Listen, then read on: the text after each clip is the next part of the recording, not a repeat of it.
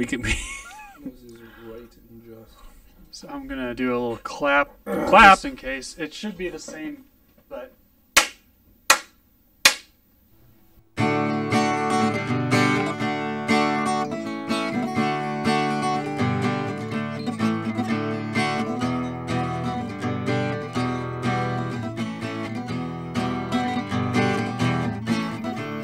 Just because DaVinci Resolve's audio sync tool requires very distinct sound signatures in order to pick it up. So, you can look awkwardly into the camera now because there is, in fact, for our video viewers and listeners. Well, our video viewers. And The video viewers are the only real viewers.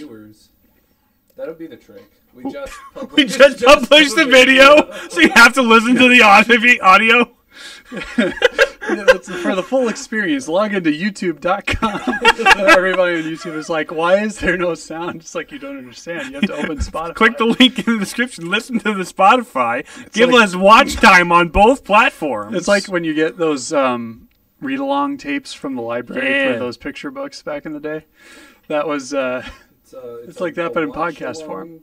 Yeah, watch-along podcast. or like my youngest brother has like a slide projector thingy full of like abridged little golden books. Nice. It's like that, but you need to like read the book instead of having whoever they got to do the audio say it out loud. Or you buy the audio separate, put the cassette in, and then yeah. Nice. Anyway, it's are we doing this? Yeah, I think we're doing it. No, I mean the overcomplicated version. No, we're not. I don't have time to Upload edit a that. sound only option for those who want a pure video experience. Well, wasn't there that channel that Markiplier did with some other guy where they like did a channel for a year and then deleted it? Unis Anus, yes. And like every anniversary of that, him and the other guy record their half of the conversation. So you have to have it two windows, both videos playing simultaneously in order to get the full conversation. I'm not going to go nearly that in depth. I mean, theoretically we could. It might be Well, funny. Well, here's the thing. The audio is all coming in through one. We're just going to get in depth on the recording. Here's our radar setup. Yeah. You can't really see the whole setup, but new studio reveal. Yes. As in the studio reveal at all, because we haven't, I guess, beyond like streaming at the house Yeah. 2 places ago. Studio has been a generous term for what has been at our disposal hitherto. I guess maybe accepting 1409. Dining room. Yeah, this is pretty close to what we had in 1409. But a little bit more permanent. A little more permanent and a little more optimized. More studio. Yes. So we're giving this a shot. See what happens. Yeah, it'll be fun. Just an anomaly of one video that goes up on our YouTube channel, and like we never follow up on this because we don't like it. I mean, I think it's fun. I love playing with all the people. If you build it, they will arrive. Apparently the thing to do, and yes, I'm going to do a YouTube Shorts clip of this for proof, but that's how they promote podcasts these days, is you do YouTube Shorts clips of podcasts with specific title. I don't know if I'm going to go in depth with like, okay, now I'm totally going to do the subtitles the whole time. So let our first YouTube short promoting the podcast be a meta commentary on YouTube Shorts and how they work and how people use them to promote their podcast. Subscribe. Honestly, like, I don't like YouTube Shorts in principle. I could like clip the streams that I do and put the edits and the subtitles and stuff and be like, whoa! But like, no. Besides, I don't have like clippable reactions very often. Yeah, very often I'm pretty chill unless something like really gets a rise out of me, and that's like not fun for anybody. And there's a certain amount of expression you have in your avatar character. I mean, I actually have toggles that make it like set different expressions and stuff to make it like more expressive. I keep forgetting to use them. I have one where the visor narrows and he's got like a little red targeting reticle, audibly gestures red targeting reticle. Yeah. For your Nintendo Direct React stream, I was watching. Oh, I loved my HUD setup. Yeah. That was it kept really throwing fun. me off though because I was like, oh, is that like a thing in the game? I was like, wait, no, that's Nathan's HUD thing. Yeah, and I even gave it like face tracking so I could like the little visor reticle would move around. Yeah, it's not just an animation playing on a loop. It's actually reactive. Right. And there were some things that were like animations on a loop, like the glow of some things would pulse, and like the visor itself would like pulsate. Or, no, not the visor, the targeting reticle. Yeah. Like I put that together in like maybe a week and a half because I was like, you know what? Like rumors are that Nintendo's going to do something at some point, and so what if I would just want to stream a reaction to it because it's an easy thing to do. It's a way to get views and clicks. Yeah. Hasn't really done numbers, but nothing was announced in that video. So yeah. Although on Mario Day the other day, as we were recording this, they had. They said they're making another Mario movie with Illumination. Which I mean, that had gone without saying, really. They just saying, it's official. It did well, official. And it's Illumination, so there's going to be a sequel. And also, like, Nintendo's not a stranger to making Mario sequels. Is it going to be Mario 2, The Rise of Toad? No. Hotel Mario adaptation? Please. All toasters toast. With with just the parody dub that Charles Martinet did. but this time with profanity and all. Yeah. But yeah, no, shorts, if, as we're recording this, I'm just going to keep saying that, Congress is looking at actually like banning TikTok in the United States for real this time. Which would be good for YouTube, honestly. It would be. But that would mean that they would also be like, oh, people will probably still want short-form content. We're going to double down on shorts in all likelihood. But then the short-form content is the problem. Right. Yep. Yeah. But also they won't have a Chinese access to data. But they won't have the competition, so they won't have to push as hard. I think Instagram will probably pick up more stories and reels and stuff where they invented Snapchat. Yes, everybody was trying to copy Snapchat. Instagram was the first to pick it up. And then Vine, I suppose, if you really want to go back deep cut. But like, I don't know, something about Vine's format and energy was just way different. Probably because like people memed differently pre-2016. There's just a different energy to early 2010s memes versus like late 2010s memes.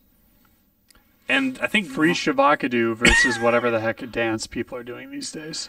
And that's another thing about TikTok. It's about piggybacking on other people's trends versus making something that people want to watch for its own sake. One thing I will grant TikTok is the feature where you can stack videos on top of each other. The duet thing has been like done very cleverly. I love the one where it's like this guy with like a gal next to him, and then this is my girlfriend, and then like somebody duetted it with like a gun pointed to her head. Like, it just keeps escalating more and more, and then you have like police like people outside. It's like a hostage situation going on. It's like, meet my girlfriend, TikTok.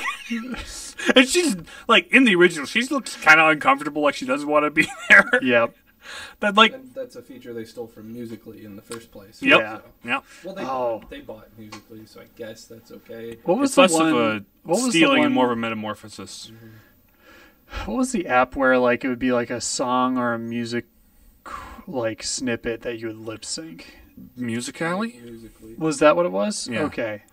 Because there's also a lot of that. I never tried it, but I remember seeing people do them back in the day. Yeah, there's a lot of that with like TikToks, duets, or like using somebody else's audio, which is just their skit that you're repurposing wholesale, or like a skit from some like Brooklyn Nine-Nine or something. Yep. Or some comedy sketch or what have you. We gotta put a clock up on this because we don't have the timer running on Audacity anymore.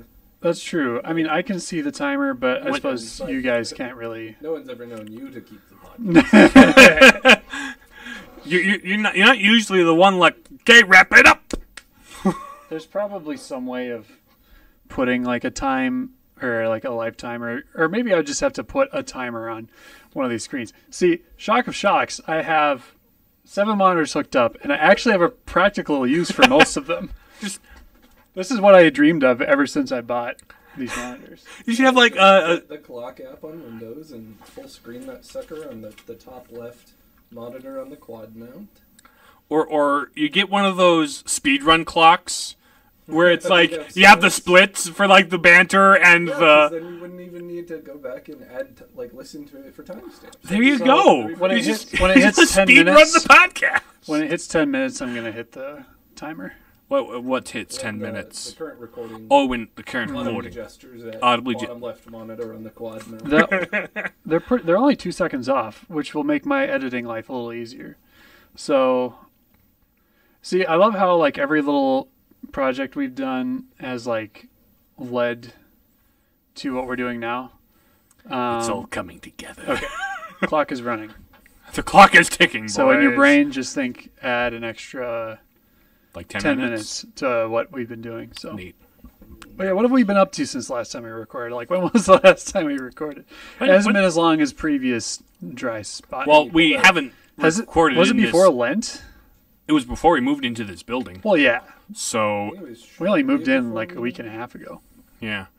But, like, that's something we did between then and now as we moved into a new house. Mm-hmm. Yep. Hence the new studio. So, I guess... Oh, was that a flicker? That was a little flicker. Are we still recording? Looks like we are. Recording? Okay. I guess let's not... 27th of February. Do you remember? A few weeks. Few weeks. But, yeah, stuff happened, obviously. Got a new job. Riley got a new job. And I don't know if I mentioned that on the last one because I would have started. Yeah. So. But yes, new job. It's quite chaotic.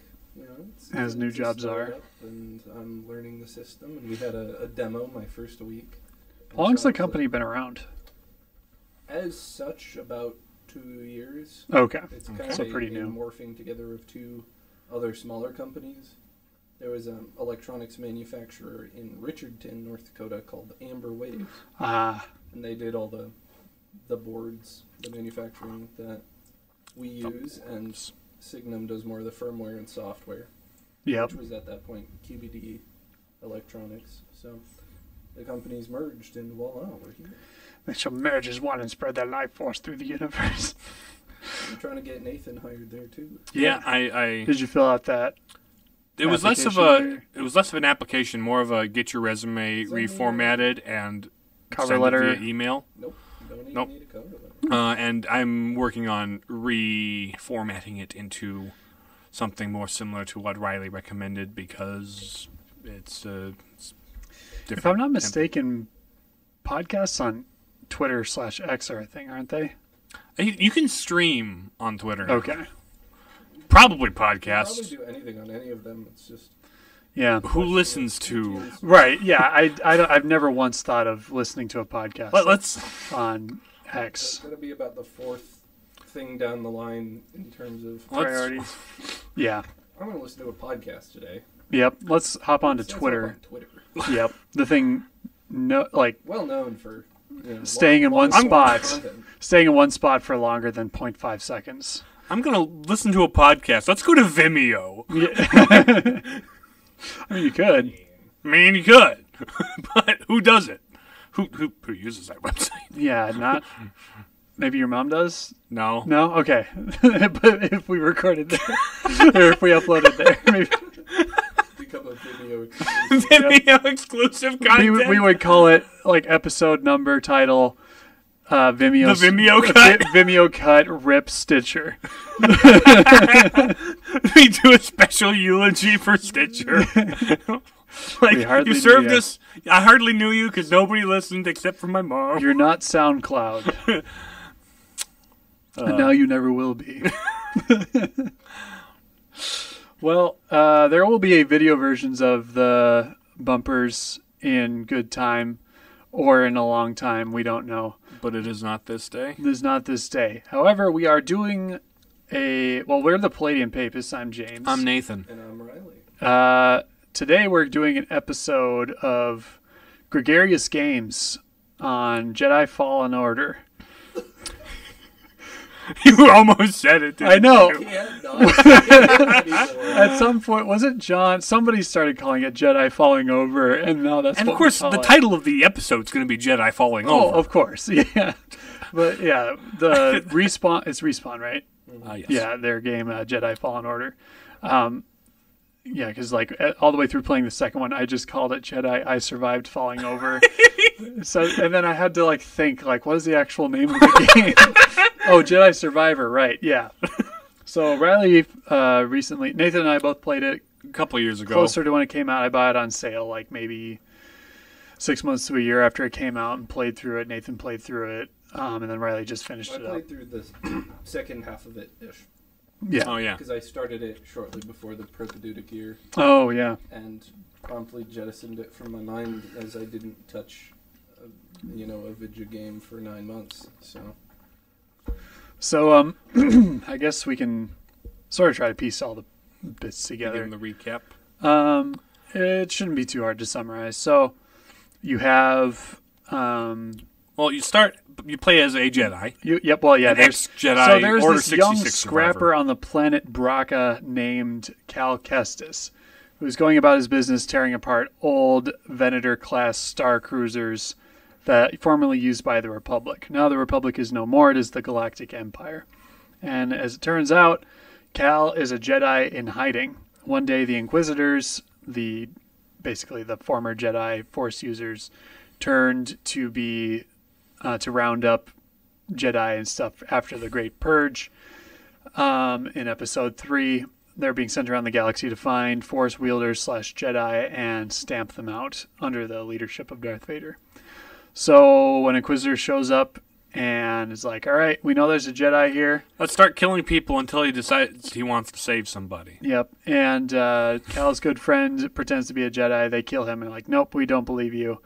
And then Cal pulls out his lightsaber and reveals himself and gets chased around by Imperial troops and stuff and this Inquisitor gal until a couple strangers in a ship come by and they're like, hey, jump on board. We'll get Come you out with of here. me if you want to live. Yes, exactly. So the ship is called the Mantis and its crew are Sir Junda and what is the name of the forearms? Grease, yeah. Grease, yeah. Yeah, he's a greasy little guy. Yeah, they're just sort of smugglers, people making their way through the galaxy, and they noticed he needed a hand, so they gave it to him. Oh, not just sort of smugglers. One of them is... Well, yeah, Sierra is a former Jedi herself. Who, found Cal and decided, hey, you're good at Jedi stuff. I have a Jedi job for you. Yeah. Because I've closed myself off to the Force and am no good as a Jedi I had anymore. bad experience during the Purge. I would rather not do Force things. So you would do the Force things for me. So they're going around the galaxy. I can't remember any of the names of the planets, but basically there's a planet where they discover that there's a ancient... Well, there was this Jedi that used to be Seer's Master that was looking for ancient Jedi artifacts. And one of them on one planet in this locked chamber is a holocron, which is a Force USB stick, basically, with the locations of a bunch of Force-sensitive kids all over the galaxy. The Empire wants it because they want to stamp out Force users, / maybe find people they can use for the Empire and turn to the dark side. And Cal and Sierra are like, wait a minute, what if we could restore the Jedi Order? What if we could stand it back up? Yeah, what if we could stand it back up after falling over and give it a couple of crutches, and we can build up a powerful army to fight the Empire and defeat Vader and the Emperor. Woohoo, So you go from planet to planet, exploring stuff. Piecing together the past and the locations of stuff. Getting randomly attacked by bounty hunters and fighting a huge frog. Getting flashbacks to training with your master pre-Order 66 and remembering, oh yeah, I can push things with the Force. Oh yeah, I can double jump. Yep. That's a totally well-known Jedi ability. Well, haven't you played Lego Star Wars? If you think about it, though, like from like the way they frame it in the game, he has been in hiding for a while and hasn't really been practiced up on his abilities, because if he uses the Force, he'll get caught, and that's... But that's how they package the Metroidvania regaining of abilities thing in this game. And in my opinion, it works. Yeah, it works. We'll get to that with the gameplay and stuff, but along the way, the Inquisitor that was up against Cal at the beginning is still after him. And they kind of cross blades a few times. There's another Inquisitor, too, called the Ninth Sister that you fight and beat. You fight her in a tree on Kashyyyk. Yep, it's fun. And a bird. There's a bird. There's a bird. There's a bird. a little fuzzy on the other events. Like, you go to Kashyyyk and you run up against, like, Saga. And you, like, help with different, like, resistance groups on different planets. And, like, help different people. Yep. You go to the planet Dathomir. I forget why do you go to Dathomir? Do you recall? Because they discover this ruins of an ancient Force-sensitive civilization called the Zepho. Ah, yes. So you go through all these temples to try to find clues to where the holocron's hidden, because there's this ancient Zepho/Jedi temple on the first planet you go to. But you need to unlock it with, like, artifacts from other planets type of thing. In order to get the holocron out of there. So... and it's there you meet, her name's Marin? Marin, yeah. Who is one of the last surviving Night Sisters, which were sort of like these... Force witches from Dathomir. Yep, that were wiped out by the Separatists. They're the female counterpart to the alien that Darth Maul is. Yep. There's a whole Clone Wars episode arc if you want to... A couple of them get further into it. There's also this weird old man on the planet who's kind of checking out all these ancient Zepho ruins and the Night Sister ruins. He's like, oh, I'm not creepy at all. I'm not a boss fight later. Eventually, he reveals himself to be... Well, with your run-ins with Marin, she's kind of suspicious of you but tolerates you and doesn't like the old man. And later on, when you come back to the planet after doing whatever it is you need to do to be able to get the abilities to cross over the gap... on the bridge, he reveals himself to be a former Jedi who turned himself to the dark side / became obsessed with the Force power on Dathomir. He's like, join me or die. And so you fight him and defeat him with the help of Marin, who's like, you know what? I kind of dig you. Everybody in my family is dead. I'm just going to join you guys on your quest. We get a witch goth girlfriend on the ship. Yeah, witch goth girlfriend, yep. Who gets like leather outfit in second game. So fun. That tracks. Hot topic. Hot topic GF. Yep. Force wielding BF. Yep. I'm a little fuzzy on the order of things and the fallen order of things. So eventually they I think he gets the holocron, but then the Empire shows up and takes it. No. Well, they do retrieve it, I think, and then he gets it back, and then he destroys it because he destroys it at the end, though. Right, at the very end. Yeah. That's pretty much. Also, it's revealed because Seer, the main her Padawan is now the Inquisitor that's chasing them down because she ran away from the Purge and left her Padawan to guard another Padawan who got killed, and then Trilla was the name of the Padawan, got turned to the dark side, made into Inquisitor. So Seer feels guilty about that. And that's why she's closed herself off to the Force. That, and because she had a tango with the dark side and escaping from the Fortress Inquisitorius. I forget why, but they go to the Fortress Inquisitorius. Isn't that where they take the holocron after? Or we had another flicker there. I guess we'll keep an eye on that. But I thought they took the holocron to the fortress, and you're like, we need to go in there and grab it so that they don't use it and get it. Yeah. And so you do that. You fight Trilla and stuff. And defeat her, and then Darth Vader's like, you suck, kills her, and you try to escape from Darth Vader because there is no defeating him. No, not unless you're doing like the post game like dream battles or whatever. Mm-hmm. But like, along the way, like Cal comes to terms with like the guilt he feels for failing his master to protect his master. Like he uses his old lightsaber. He also goes on like a quest to become a full Jedi. Like he goes to the planet where they made lightsabers out of Force crystals and stuff. Has like a rebirth, and then Seer sort of knights him as a full Jedi Knight. It's this whole thing. Inquisitor's lightsaber. Yeah. Mm-hmm. Yeah. So he, over the course of the story, Cal finally completes his training, basically. So yeah, you escape from Darth Vader, and they get away with the holocron. They're like, well, should we use it and try to build up the Jedi Order? No, he had a Force vision of where he attempts to do this and fails, gets turned into an Inquisitor, and they're forced to wipe out all the Force-sensitive children, or they get killed or whatever, and so they destroy the holocron to prevent... Too powerful for one man to wield. Well, in order to protect the identities of the Force sensitive people, because they also sort of like, yeah, it's a little messed up that they were taken from their families as children by the Jedi to begin with. So we're not even going to dive into that too quickly, but that's the end of the end of that game. So I guess we'll do a part 2 when we get to Surviving Falling Over. Well, when all 3 of us have played it, because you're the only person who has played it. Yeah, second game is good. Picks up on a lot of themes from the first game. Excellent. So, as a good sequel should, really. Yeah. Yeah. So, and for anything that's published by EA, you're always happy to take it when it's good. Right. Yeah. Because they don't have the best track record. So what do we like about Jedi Fallen Order? It makes me feel like Jedi. Yeah. It makes you feel like a Jedi. It makes you feel like a Jedi. It's a... Press X to wave lightsaber. It's Jedi Souls-like, man. Mm-hmm. Yeah. Even independent of that, it just, I don't know, it really, really captures the combat feeling of being a Jedi. Mm-hmm. Like the one thing about Jedi combat I wish it did a little better is jumping around. I kind of want to be able to dodge things by jumping, but aside from that little thing, the second game is better that way. Oh, really? Yep. Neat. There was an extent to which you could do that. Right, but it wasn't always optimal. Yeah. Mm-hmm. But it really hit the nail on the head with I've come here to play a Star Wars Jedi game.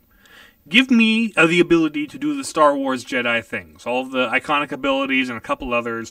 You get to customize your lightsaber with all little bits and bobs and greeblies, and change the color to various colors, and that flickered. Yep. So you can really customize Cal and his lightsaber more specifically, and his poncho. Poncho. If you explore the world and grab the items anyway. Yeah. There's a lot of optional stuff you don't have to and you do. You get the double-bladed lightsaber, and you can do that. There's moves where you split them into 2, and there's the Ahsoka little moves you do. Mm-hmm. It's super stylish. It's what you want from a Jedi. Yeah, you can make the color lightsaber you want. All that good stuff. You can even There's something so satisfying in the combat when you hit a perfectly timed parry or dodge, things like that. Mm-hmm. The way they have your force meter and stuff seems pretty well balanced for the most part. Because you got to get hits and dodge and stuff like that. The limited stims for health regen. That's just an Estus flask put in a droid. Yeah. Which they also give you the droid companion. We didn't touch on BD because he adds nothing to the story. I realized one thing I liked about it is that it gives you healing potions without any of the brewing you have to do. You don't have to craft them. Yeah. I mean, Dark Souls. You have to find them. You have to find the expansions to your arsenal, inventory. And it refreshes every time you save it, a meditation bonfire. Yep. So the game rewards you for exploration, and you do the Uncharted climb around things and swing on ropes and all that stuff. Rather Tomb Raider, Tibetan throat singing, using the Force to slow things down and speed them up to solve puzzles. Ancient tombs. There's a little bit of everything. There's moments that are ooh, this is Zelda dungeon room almost, where you push the blocks around and you got a platform to the other side, and it's so it's got the kind of fetch questy galaxy hopping of a good Star Wars story, because a good Star Wars story isn't usually contained to one planet. Right. You gotta. If you're on a Star Wars story, you hop around a bit. Yeah. You adventure, right?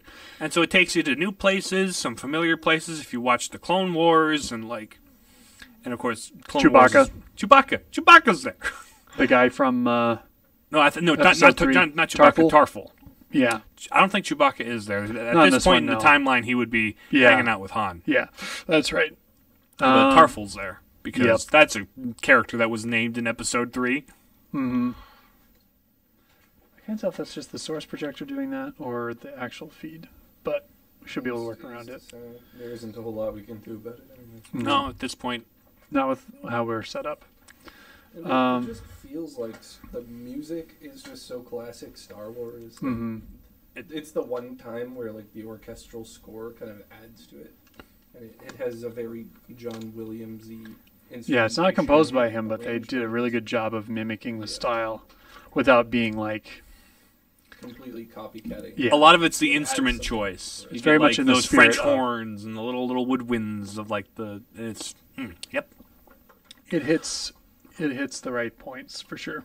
Also, you get like a lot of the set pieces you would want. You fight stormtroopers, you fight the Night Brothers, you fight a bunch of monsters and droids and stuff. Mm-hmm. But also, like, you get to ride an AT-AT walker. Like, that's a come on, that's just cool. Yep. You can fight ATSTs. You can throw grenades back at them. Yep. All that fun stuff. You can do a double-bladed lightsaber and have a guy with a minigun and just like like the yep. lasers back at him. I think like the cast is pretty good. They have Ginger from The Giver is Cal. Yeah. So it's a pretty good like performance by him. You know, they did all this with like motion capture and stuff like that. So performance capture, all that stuff. Pretty good cast of characters for the most part. Like he's a good guy. He's your typical Star Wars kind of a scumball, but also he's a good guy who drives your ship around, right? Mm-hmm. He's your typical Star Wars smuggler type. Yep. Seer has an interesting backstory, all that stuff. Her wrestling with the dark side / her guilt she feels about abandoning her Padawan to it, sort of finding new purpose and teaching Cal, all that stuff. And Trill is a great rival / like antagonist. Mm-hmm. Her fights are always fun. Yeah, like, sort of the foil to Cal, like what kind of like the bad ending of Cal thematically. Yeah, which we'll probably get into more later. But like, she does a good job being like the dark side reflection of what Cal could have been or something. You know? Mm-hmm. Yeah, and I think the games are canon. Yeah, I think so. Yeah, pretty sure they are. So it's kind of cool to see how they fit that stuff in. So if they ever want to like have Cal show up in season 2 of Ahsoka, they got the guy to play him. And in the flashbacks, the clones are all voiced by D. Bradley Baker, which is great. Yep. And doesn't the second one have battle droids? They're voiced by like the battle droid guy from Star Wars, Clone Wars. Mm-hmm. Yep, it's fun. I forget his name. I forget who does all the battle droids. Mm-hmm. But he's like been the voice of the battle droid since the Clone Wars. Like even in the live action stuff. Like they just brought him back in. They brought him back for Mandalorian season 3, the one kind of dumb episode. Mm-hmm. Had some fun moments.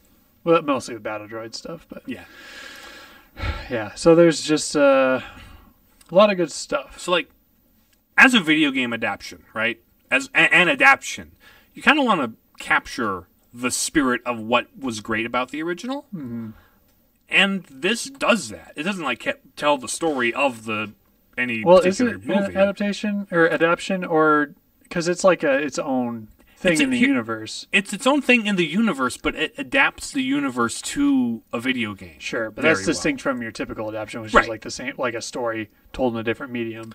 So, which is, I was going to get to that distinction where it's like it's not telling the story, but it manages to feel like Star Wars. It captures the best parts, or maybe not the best parts, but what makes Star Wars movies great, and translates it into an interactive experience, which is kind of what you want from a video game adaptation. Like, if you play a Spider-Man game, you want to have the fun of a Spider-Man comic or movie, right? If you want to play a Batman game, you want to have all the fun of a Batman comic or movie. Mm-hmm. This does that, but for Star Wars with a character we haven't met before is all. Yeah.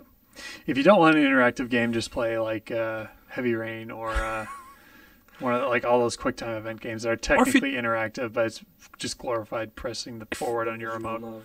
Yeah. Or if you don't want to interact, just watch the movie. Watch a show. Yeah. Video games are the interactive thing. Yeah. And if you're not going to do that particularly well, I kind of don't see the point. Mm-hmm. Yeah, I wish I could talk more about the second game. We gotta milk it. We gotta milk it. Also, sorry, no spoilers, because I've already had too much spoiled by watching a clip of somebody. I know some character that shows up. It's like, oh man, I wish I could have seen that character for the first time show up and be mind blown. The way I was when Darth Vader showed up and was just this unstoppable force of nature that you had to just survive falling over to. Every time they bring Darth Vader into something, like in recent projects, they handle the entrance really well. Whether that's Rebels or Jedi Fallen Order or Rogue One. Rogue One, yeah. He always makes a great entrance. I appreciate that. He lives for the drama. Yeah, true. He does. He's kind of a drama queen. Mm-hmm. even before he was Darth Vader, that's something that stayed the same. Yep. So presentation. Yeah, I'd say that's most of what I liked about it. Gameplay wise, anyway. Yeah, the exploration is pretty decent. There's moments where like you go down the wrong path and you're just like, okay, fine, I'll backtrack to the campfire / force meditation circle. I like that stuff. Yeah. I seek that stuff out. I can't get enough of it. I mean, I get it's not for everybody, exploration. Oh, I'm lost. Oh, I got to turn around and backtrack. But, like, if I find a dead end and there's like, ooh, I can't get to that yet. I can't wait till I get the force slow thing so I can step on the things. The second game does a really good job of, like, if you remember how the exploration works in the first game, you can be way more thorough the first time around. You can, like, basically almost sequence break or what? Not quite. Just like, I'm familiar with how these things go. Mm-hmm. I don't have to have this re-tutorialized before I jump over this hole. Exactly. You don't need someone to pop up and say, hey, Cal, you got the force? Listen. Hey, listen. You don't need Travis Willingham to tell you how to jump again. Yeah. Exactly. Yep. Yeah, that's most of the stuff we liked, I guess, from Jedi Falling Over. Within, like, the bounds of this podcast, I suppose. Yeah. So, I guess we can go into our Transcendental analysis. Are we going Transcendentals? Or do we want to do cool things about the story, talk general things? Isn't that what we were just doing? We were talking about gameplay, mostly. I guess we can get into although quite often, I don't know. More often we've, like, talked generally about the story. This was... Oh, well, if you want, go... We can... I think that the Transcendentals, like, sums up the things we talked about. Yeah. So, It'll elicit... I think we can belabor the points a bit more in cool things. Sure. Yeah. So I guess Cal, Seer, Trilla, it's all about confronting your past and the people you failed and learning how to move on and forgive yourself. It runs sort of a bit of a gamut. Trilla obviously didn't let the past go, used it to fuel her hatred, and she turned to the dark side. And ultimately, she doesn't redeem herself either. She just dies at the end at the hands of Darth Vader. Seer, who basically... Darth Vader is the event that created her, essentially. So she was quite literally consumed and killed by her past. Yep. Seer's sort of a similar deal, like how she failed Trilla and how she, used the dark side to escape and feels ashamed about that. And then Cal, doesn't she actually, like, open herself back up and use the Force during the climax to help save Cal? Fight, sort of buy time for him to get away from Darth Vader. And then Cal, his whole arc is like, he feels regret about letting his master down, and like he loses his lightsaber, like during the Purge and stuff, and he can't save his master, but carries his memory with him. He can't even like carry on his legacy and as a good student. That's part of how he feels driven to like he's like, as far as he knows, like he's one of the only remaining members of the Jedi Order. One of the, like, couple dozen only remaining members of the Jedi Order in canon. So the legacy feels very heavy on his shoulders, and he wants to try to, like, dig up the ways of the past of the Jedi to, like, restore it, but then he realizes, actually, no, there's got to be a different path forward here in order for me to live this out. There's this really cool parallel sequence where, like, one of the flashbacks, Cal is kind of, like, fighting through a corridor in some Imperial thing with Jaro, his original master, kind of like fighting through, like on a wall, audibly gestures forward of himself. Audio-visually gestures.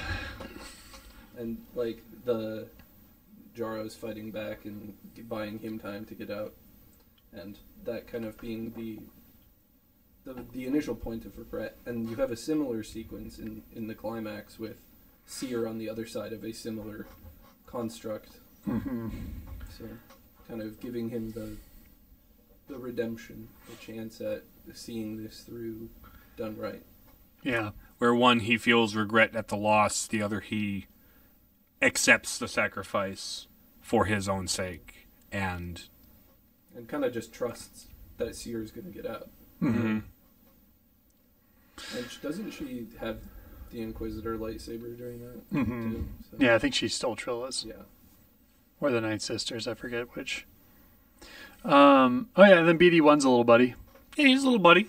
So his whole deal was like the... he was the buddy of the old Jedi researcher master? man. Yeah, what was his name?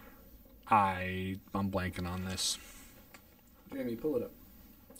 Audibly turns to computer, and you don't get away with that. The people not seeing you sneakily. I'm doing it. Or is Chrome going to screw up the recording? I don't know. It might. Yeah, Yep, I know. If it CPU does, spiked. Oh, we'll find it. yeah, we're fine. Yeah, we This is have- our first time. We have phones. I'll just look this up here. Jedi Fallen Order, old guy. There's two options actually. Master Cordova. Now I just remembered without even There you go. finishing the sentence. So Master Cordova is exploring the Zeppo ruins and stuff, and he has BD along as his little droid buddy. And as you're exploring the world, you find like his memories and stuff where like Cordova's like learning more and more about the Zeppo culture, and then you find the last memory, and it's like, yeah, I'm gonna keep all these memories in you, little buddy, for you to help somebody else figure out how to restore the order or something along those lines. And then Cal's like, oh, buddy, you're helping me out this whole time. I was like, you choose someone you think is worthy. Yep, Mm-hmm. yep. So it's a fun little moment. He's a good little guy. He's your typical Star Wars little droid buddy companion. Mm-hmm. Like every Star Wars property series needs one, Exactly. at least. Yeah. And hey, at least he's not an astromech. Yeah. he's more unique than that. Or astromech with ball. Right. Astro Ball. I guess anything else from the themes of the nature of rebellion. We had an episode on rebellion. You have like it's like sort you of got Saw Gerrera in there. is like, yeah, okay, we just have to fight fire with fire, and But this Cal's is like, the Jedi Order's gone, but do we try to live up to the ways of abiding by the Jedi way and how we fight? And also you're fighting fire with fire on a planet made of trees. do not do that. Spiders. Only you, even you can prevent. prevent forest fires. We will not explain the context of that. Yeah, I guess I can't think of anything else. Yeah, I forgot if the Ninth Sister had like a thing going on, like She was a former Jedi herself. right, or if there was something specific about her arc, but Fallen Jedi, it's Yep. the whole thing fell over. She fell over for sure. She fell over for sure. When didn't she die by you push her off the tree or something, or did you kill her on top of the tree? I don't know. I mean, worse things have happened. Yeah. Yeah, People have been cut in half. and survived. Wouldn't count her out. Yep. I mean, Inquisitors have been stabbed through the chest and survived because. Thank you. Anyway, Kenobi. I think now we can get into Transcendental Now we can. Analysis. Yeah. Palpatine return. Have you guys seen my most recent video? No. There's Not a yet. bit in there where I'm like duplicating Lego Star Wars characters, and there's a bit where I'm like, a group of Palpatines is called a somehow. I think you put that in the thumbnail, didn't you? No, I put that like as like a little teaser on Twitter or Oh, whatever. that's okay. Yeah, I did see that. Yeah, that's pretty good. Okay, Deep cut. truth. Truth. What truths can we find in Jedi falling over? It's important to work through your past and not allow it to control the way you live in the now. Yeah. Mm-hmm. To heal one's woundedness. You can't like ignore the past, obviously, and you can't like pretend it never happened because I that's thought you also were not supposed to addressing let the the problem. past die, kill it if you have to. No, No. bad Star Wars. Bad Star Wars. Bad. Bad. Also, his mentality was wrong in the story, also. Right. But yeah, it's about addressing your past, but also not letting it stifle your present and future. Mm-hmm. Because Cal basically is repressing his trauma and hiding from his life on Braca at the beginning. Mm-hmm. And that's obviously not a good thing. he's sort of forced out of it as his whole hero's journey thing started. Forced.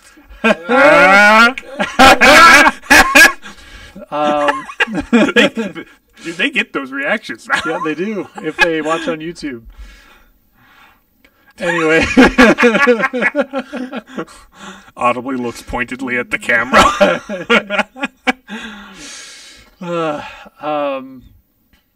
it's like those descriptive audio things on DVDs, like we have to say what we're doing for the audio listeners. But yeah, no, he's like sort of repressing his past and stuff, and he becomes more fully himself when he finally embraces and completes his journey to become a Jedi. Not only working through what he did in the past, both like literally you're playing through the Force tutorials as well as his Order 66 escape sequence. Mm-hmm.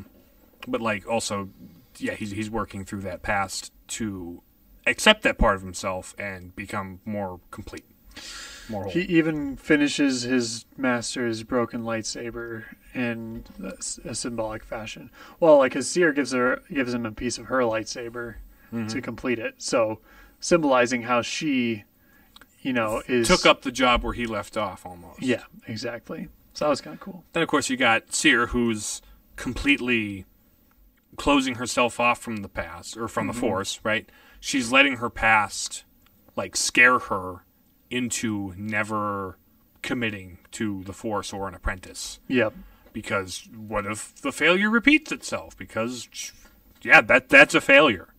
She has failed and doesn't want to address it fully. She doesn't want to talk about it. At first, until you force her hand. It's like, oh, Trilla was your apprentice, huh? She's like, yeah, that was me. I done messed up. Pretty convenient that was the Inquisitor that came after us, huh? It's almost as if, like, this is a story being told with themes. Yep. You used to have themes! Let's begin! We had to bring that joke back every time we come back from a break now. That's just a good bit. Yeah. I liked that episode, actually. That was good. But then, obviously, you've also got Trilla, who does not heal from her past, who lets that scar define her and consume her going forward, and it destroys her. So don't do that. Don't be like Darth Vader. Be integrated, folks. Yep. Or you disintegrate. Yeah. Or have a lightsaber through your gut, as the case may be. Goodness. What is good in Jedi Fallen Order? Falling Order. Jedi Fallen Order. Jedi Fall. Jedi Autumn Jedi Order. Fall, guys. What is good in this story? The various characters start their arc at various states of brokenness. Jaro Tapal's sacrifice for his Padawan is admirable.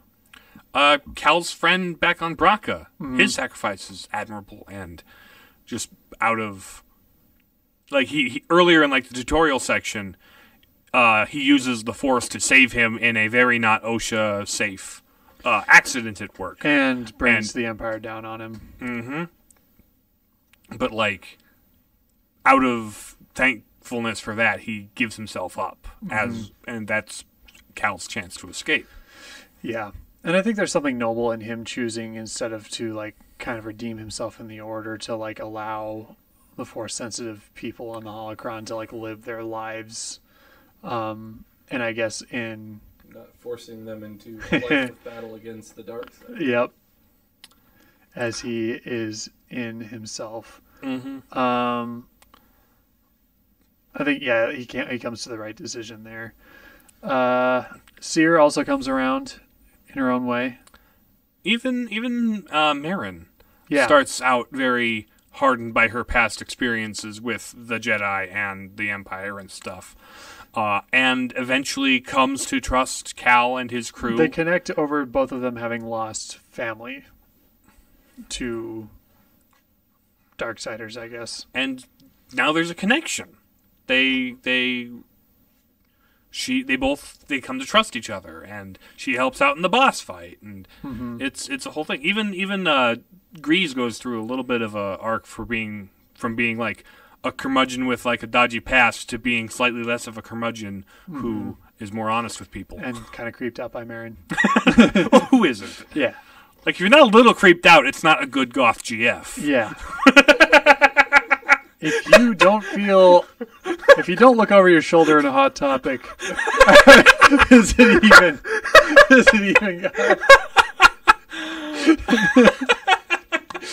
Hot Topic. This episode's sponsored by. So it is definitely not sponsored by. We're not sponsored by anything or anyone. No context. But like goodness wise, like it's the healing, it's the coming together in community, in healing together. Yep. And also BD being a little buddy, a little buddy. Little buddy. Look at his best boy. BD's best boy. He has no soul, but he did a good job. It's Star Wars. it's a little bit more nebulous about whether or not robots are actually sentient. He has a ghost in his machine. You're not supposed to think about the sentience of droids. He's got that eye too dog much. in him. Or what was it? What were those like robot dog toys things back in the day? What were those called? I don't know. I forget. Yeah, I don't remember what they were. I saw them and I'm like, that's too expensive. And also, I don't. Well, how is that practical? He's got that Tamagotchi in him.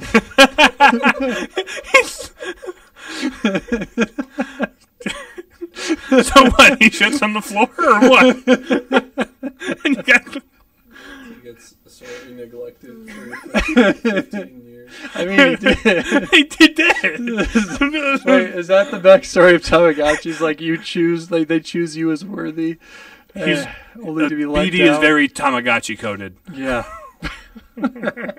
Anyway, I guess beauty. We talked a lot about what we loved about the gameplay and the score, cool. And like, it's visually very good. Like, it's like Unreal Engine. Give it a couple years, the models and the animations on the face will definitely look a bit more uncanny than they already do. But like, aside from that, it's top quality for when it came out, and like the overall impressions are like, it's just there. It's great. Mm-hmm. It's games from that kind of 2017-ish era. They're all kind of there. Like, if you really scrutinize the details, you can be like, okay, that's but as like a tapestry, that's a little flat. But like, as when it's all composed, it looks very nice. And like, even the color choice and the saturation of the colors is very original trilogy Star Wars. Yeah. Like, even I think sometimes they even might have like simulated like either film grain or like film camera effect of like the 70s Star Wars films, just to be like make it feel like you're watching something that could exist alongside the original trilogy. Yeah. So like they really nailed the look. You go inside of any of the Imperial structures, and it looks like you're inside the Death Star or a Star Destroyer, or that the base at Endor, right? They take those architectural clues and cues and that design language, and it's all over the place. The Mantis has bits that are very Corellian, that are very, and that's the planet that Han Solo's from. That was planet that made the Millennium Falcon. And so a lot of the Millennium Falcon's little design elements have been reverse engineered and then applied to a whole bunch of other ships in the Star Wars universe because they're all made in Corellia. So like, it's great. Well, and it's like a nice little sort of home base thing. You can use it for like the workbench and all that stuff, and there you travel around. You can like go into choose which planet on the holotable you want to go to, and do the hyperspace thing and all that stuff. You can meditate in the back room, and your meditation menu has that force area between time thing from the Rebels show look to it, like the Ahsoka logo. So it's like it pulls. It looks like Star Wars, and that's like the biggest praise you can give it as a Star Wars game. And we talked about the score. It's pretty excellent. Very well done. Fun set pieces. Gameplay is pretty solid. A little bits here and there where it gets a little tricky, but overall, good I like stuff. the challenge. So there you go. Yeah. Unity, what brings it all together? I've fallen and I can't get up. I've fallen and I can't get up. That is an interesting question. Because ultimately, like, as a game experience, the thing that brings it together is the Jedi. It's a Jedi game. You're playing as a Jedi. And also, the themes of the story are exploring what it means to be a Jedi in a post-Empire world. Or in a inter-Empire world, I suppose. It's not post-Empire existing. Post-Jedi world. Yeah. What place in the universe do Jedis have? It's pondering, well, they have a kind of a messy past between their execution at Order 66 and even the corruption and the attitudes they had during the Clone Wars. The and decay just prior. of the Order. The Order has really fallen from grace, and now it's fallen over completely. So what do you pick up? What is Where do the you legacy and how does one continue it? And that's another question of legacy with the Masters and Apprentices. So the themes and the gameplay and, like, you go to Dathomir, which is very, like, dark side of the Force centric, and you go to, like, all the Inquisitor stuff. It's really, the thing that brings it together is the idea of the Jedi, gameplay wise and story wise. I like it. Yeah. Well, I think that about does it for this week's episode. So I guess subscribe if you're on YouTube. Follow us on Spotify, Apple Podcasts. Hit that bell. Ding. Hit the like button. When I remember to post on Twitter, follow us on Twitter, I guess, at Palapapis. I think one of the things we'll do in the near future is have the backlog of episodes up on YouTube. Just like with Like a pulsating something or other. I don't know. That's a weird way to put it. We'll do the thing where, like, the audio waveform is visualized somehow. Yeah, Am I going to get to make unhinged thumbnails? you may.